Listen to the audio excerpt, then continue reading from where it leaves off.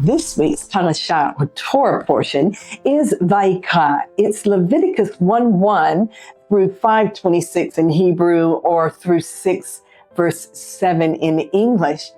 Now, that means we're starting in the book of Leviticus, and I know for me, this is sort of a hard book to get through sometimes, but let's think back to where we were before these last few Torah portions that we've been in. We have seen that God had commanded Moses to prepare this tabernacle, the tent of meeting. And God gave very specific instructions about everything that needed to be prepared for it, like the Ark of the Covenant, the menorah, the altar of incense, the table of showbread, all of the tent coverings, and what would be the veil between the holy place and the Holy of Holies, and also the priestly garments. All of these things, it took time to make them according to God's perfect plan. But then last week, at the end of Exodus, we saw how they put up the tabernacle, they moved in all of the furnishings, and then God moved in. We saw the presence of God fill the tabernacle. The cloud came down, and the presence of God, the glory of God was so heavy, Moses couldn't even go in.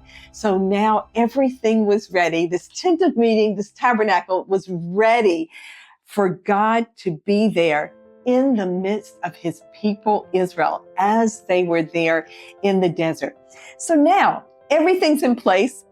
The glory of God is in the tabernacle, and now God is ready to have his first conversation with Moses in the tabernacle. Now, we know before this, God and Moses had very many wonderful and intimate conversations. But now that we've entered into Leviticus for the very first time, in chapter 1, verse 1, we see this: the Lord called to Moses and spoke to him from the tent of meeting. So for the first time now, God is meeting Moses in the tabernacle, in the tent of meeting, and this is going to be his first conversation.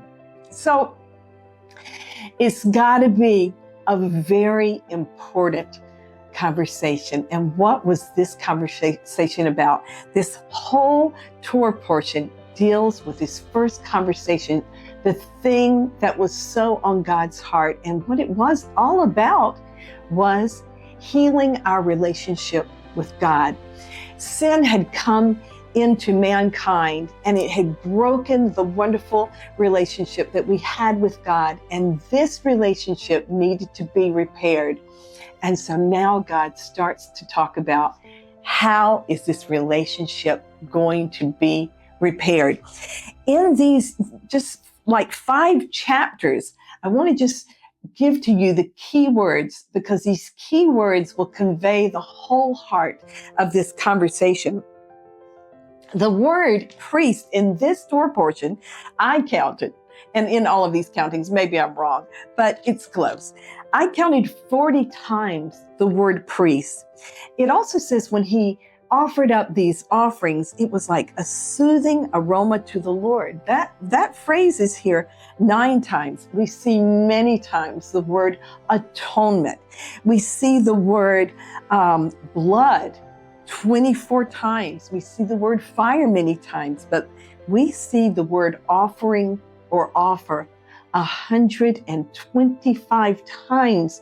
I counted this word offering or offer. And this is so special because also, let's say that we have a breakup in one of our relationships.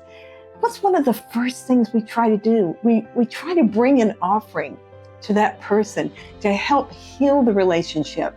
And what we see God showing us here is the offering that was needed to heal our relationship with him. And it's an offering of blood. These 5 chapters have a whole lot of blood in them. It's very hard to read, and especially as one who loves animals, and I so love animals. I love cows, I love sheep, I love almost all animals. And to think that one would have to go and sacrifice one of these animals, it's a hard thought, but it shows the very high price for sin.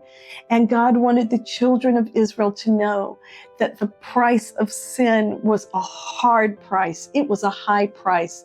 It was the price of life, because the wages of sin is death.